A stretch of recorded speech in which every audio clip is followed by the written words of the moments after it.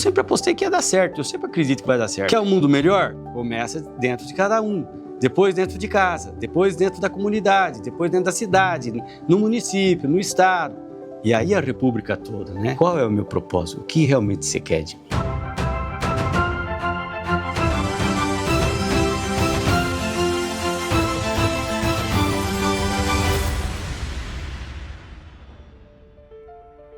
Eu sou o Antônio Vitor dos Santos Filho.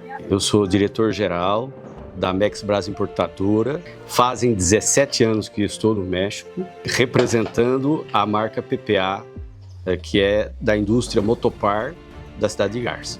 Então, eu sou de uma família grande, né? Meu pai chama-se Antônio Vitor, a minha mãe Benedita Gonçalves dos Santos. Eu não sou dos mais velhos, ao contrário, sou dos menores, né? Uma família grande. No total somos 15, nascida no campo, somos daqui da região de Junqueirópolis mesmo, família simples, de trabalhador do campo. Se você perguntar a minha história, ela é um pouco... Ela é muito mística. Por quê? Porque eu desde criança sempre tive a ideia de que eu seria sacerdote, né? Seria padre. Mas eu nasci na roça, nós não tínhamos contato com a igreja, mas eu sempre tive isso dentro de mim que um dia eu seria padre. Tanto é que eu lembro do meu tempo aí de criança, com a molecada junto, eu sempre fui focado nisso. Depois da adolescência, focado nisso também, né? Depois fiz muito tempo a preparação vocacional aqui em Junqueirópolis, Dracena, já a partir dos 12 anos até chegar em 87, né? Quando eu completei meus 18 anos e eu entrei para o Seminário Menor de Marília. Eu me formei diácono em 14 do ano de 95 e me formei padre dia 10 de fevereiro de 96. E fiquei padre até o início de 98. Minha última celebração, as últimas celebrações foi no final de fevereiro. Você deve estar se perguntando como é que apareceu a Valéria na minha vida, né? É por isso que eu falo que a minha vida ela é muito mística, né? Porque desde criança eu sempre preparei para ser sacerdote, nunca pensei em casar. Então uma vez eu fui fazer uma celebração, precisava de alguém fazer celebração. Os padres não estavam, fui fazer celebração. Aí lá no fundo da igreja tinha uma menina que eu vi pela primeira vez, né? Sandália no pé, saia preta, blusa branca de botão. Sabe quando você está lá no altar, você está fazendo celebração, passa aquele filme assim na sua cabeça? Eu vou casar com aquela menina. Foi só uma fração de segundo. Eu não conhecia a Valéria, mas foi a única vez que passou na minha cabeça a ideia de casar. Mas o fato é, depois que eu me ordenei padre, depois de um ano e meio, eu carregava um sentimento muito forte pela Valéria, desde a época do seminário. Eu vou lá em São Caetano, eu vou encontrar a Valéria, eu vou visitar a Valéria. Eu preciso tirar essa dúvida. Eu fui um fim de semana, fui lá na casa da Valéria, convivi com a Valéria e tudo. Quando eu voltei de lá, eu entendi uma coisa, que se eu não tomasse uma decisão, se eu não fizesse uma escolha de parar um pouco a vida ministerial e conferisse essa outra parte, eu nunca ia saber se eu estava corretamente seguindo o futuro meu que já estava desenhado como sacerdote e ao mesmo tempo a Valéria. Então eu voltei, conversei com o João Carlos, conversei com o bispo e decidi dar um tempo para verificar essa parte. E foi aonde eu fui trabalhar na PPA. Como você chegou na PPA? Porque em Garça, quando eu era diácono e padre, lá tinha as equipes de Nossa Senhora. E a equipe de Nossa Senhora, que eu era diretor espiritual, fazia parte o casal que era dono da PPA. Então a gente já tinha o hábito de, na segunda-feira, meus dias livres, às vezes eu andar com ele na fazenda, na fábrica. Então a gente já tinha esse vínculo, né? Então quando eu dei um tempo no exercício do ministério sacerdotal, o Portelinha, que também era da equipe de Nossa Senhora, ele falou assim: Vitor, não tem sentido trabalhar com outra pessoa, melhor você trabalhar com o Flávio. Então ele conversou com o Flávio e a gente se entendeu. Eu fui trabalhar com o Flávio na PPA. Então meu trabalho sempre foi, e é até hoje, é lidar com pessoas. Eu não tenho outra especialidade, né? Como diz minha mulher, você é um cara que só sabe falar. É verdade, eu vivo do que eu sei falar. Neste processo, dentro de um ano e meio, eu decidi casar, eu e a Valéria decidimos casar. Logo que nós casamos, eu morei um pouco em São Paulo, nós moramos um pouco em São Paulo, a Valéria já não trabalhava, deixou de trabalhar, ficava em casa. Eu viajava muito de São Paulo para Garça, depois entendemos que era melhor ficar mais perto da fábrica, aí mudamos para Marília. Quase um ano de casado, eu tinha sempre a curiosidade e a vontade de montar uma empresa para mim, né? A minha experiência com eles, depois de 2 anos, 3 anos trabalhando com eles, eu queria montar um negócio para mim, né? Um dia eu cheguei no Flávio e falei que ia montar, que eu ia sair, eu queria montar um negócio. O Flávio não teve de acordo, a Mara também não aceitou. Conversamos um dia, conversamos mais outro dia de novo. Falei, Flávio, eu estou decidido, eu quero montar um negócio. E, bom, se você realmente quer montar uma empresa, eu não posso deixar você sozinho. Você não gostaria de ser um empresário dentro da nossa rede? Ele falou assim, eu gostaria que você fosse dentro da nossa rede. Eu falei, ótimo, eu posso ser um empresário dentro da rede, posso ser um distribuidor da PPA.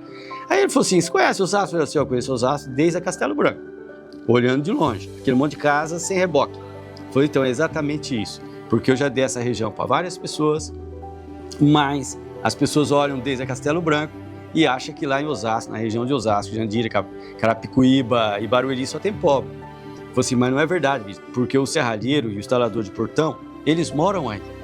Eles vendem lá em São Paulo, nos bairros luxuosos de São Paulo, mas eles, na verdade, moram aí. E o normal é a pessoa comprar onde ele mora. Eu falei, tá feito, eu não conheço, mas eu vou lá. Então, na época, eu falei para ele, tem o Gilberto, que é técnico da fábrica até hoje também. Eu falei assim, eu vou, mas eu quero que o Gilberto vá comigo de sócio, né? Aí o Gilberto foi comigo, começamos a empresa.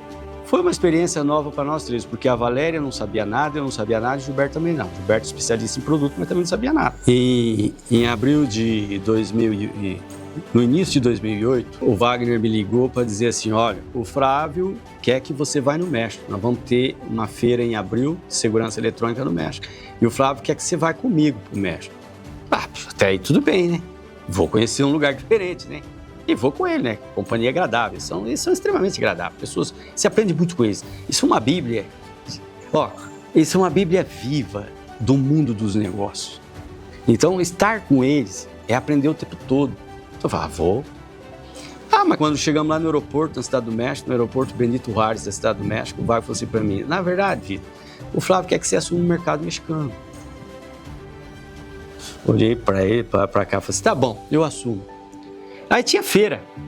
Os 3 dias de feira eu já atendi cliente no stand, como se eu fosse já o cara daquele lugar. Mastigando o espanhol, misturado com o português, mais os brasileiros que estavam lá um pouco perdidos, mas para trás estava a Valéria em Osasco e a Mariana, que era pequenininha, e a Valéria grávida da Bianca, que em teoria deveria de nascer em maio. Aí o Wagner veio embora, acabou a feira, o Wagner veio embora e eu fiquei. Só que a Valéria, um dia, me ligou, numa conversa com ela, ligou e falou assim, eu fui na doutora e amanhã eu vou ganhar a Bianca. Amanhã? Eu assim, e agora? Eu volto? Ela falou, não, você não precisa voltar. Para eu ter a Bianca, só precisa estar eu e o médico. Então, tem a Bianca.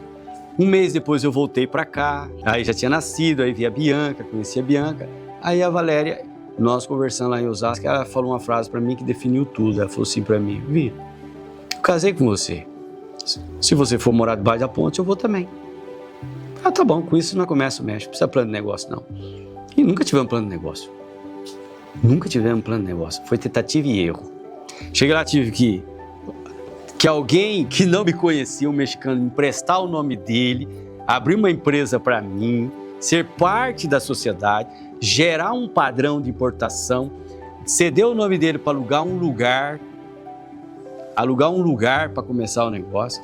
Tudo isso eu fiz em 2008, para lá e para cá. Eu lembro que nós começamos a vender mesmo em setembro de 2012, quando chegou a primeira máquina aqui, para portão abatível, igual essa que está aqui no fundo, de pista de êmbolo, que era fácil de manusear e era fácil de destravar.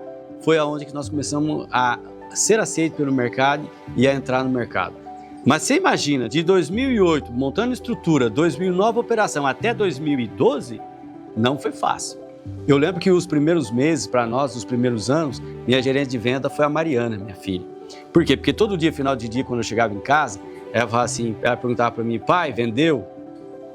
Assim, filha, vendeu, mas muito pouco. Por quê? Porque a Mariana tinha uma experiência desde criança dentro da loja em Osasco. Ela sabia que nós tinha uma loja grande em Osasco. Nós já saímos daqui vendendo 300 mil reais na época por mês, então nós já tínhamos uma loja constituída, tinha casa própria, carro próprio, nós tinha tudo. E lá nós tínhamos começado uma vida desde o zero, né? Desde o zero. mas zero em tudo. Foi um período muito complicado, mas aproveitamos para formar muita gente, formamos uma rede de técnicos muito grande para dar suporte, produto, foi formando a área comercial e dessa rede técnica e dessa área comercial eu fui formando as lideranças, que muitos deles hoje são empresários.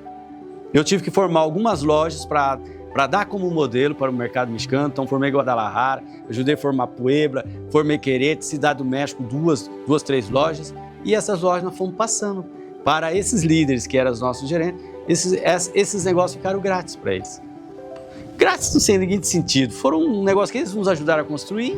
Para nós, dentro do nosso conceito, não é interessante ter muitos negócios, ter produto, ter loja à distância é complicado para administrar, vender à distância é complicado para quem compra, é complicado para quem vende. Então nós fomos transferindo essas empresas para eles, e eles são clientes nossos, compra da importadora nossa, tudo, e continuamos formando mão de obra, até chegar nos dias de hoje. O segredo do crescimento do meu negócio está relacionado ao segredo do crescimento das pessoas que trabalham comigo. É onde entra a teologia, a filosofia e meu sacerdócio. Todo dia eu tenho que destravar alguém. Todo dia eu tenho que destravar alguém. Todo santo dia. Não adianta você ficar brigando com as pessoas. Quando eu entro na empresa, eu falo bom dia. A maneira como cada um responde, eu já entendo como é que tá. Vem aqui, tem algum problema? Vou falar. Muitas vezes é melhor você ajudar a pessoa a resolver o problema, para que ela possa se dedicar 100%. Eles são extremamente inteligentes e têm um conhecimento técnico muito bom, mas às vezes a parte humana está um pouco bloqueada. Está bloqueada porque às vezes a pessoa não está feliz, ou porque talvez tenha um problema em casa, ou tem dificuldade no relacionamento. Então você precisa ajudar um pouco aí. Essa parte minha é o que me ajuda a eles a destravar a parte humana, do meu pessoal interno, mas do meu cliente também. Normalmente, os nossos encontros de negócio, a gente fala muito pouco. De produto, 2 minutos.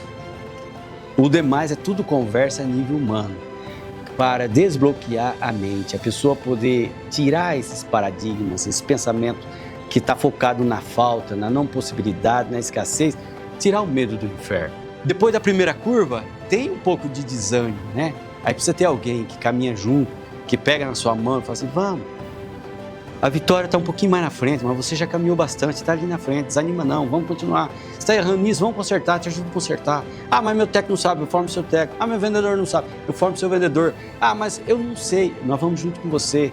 Então você precisa ter tempo para ajudar essas pessoas a permitir-se a sonhar, a olhar para frente, a crer num mundo diferente, a ter fé no ser humano, a ver positivamente a vida.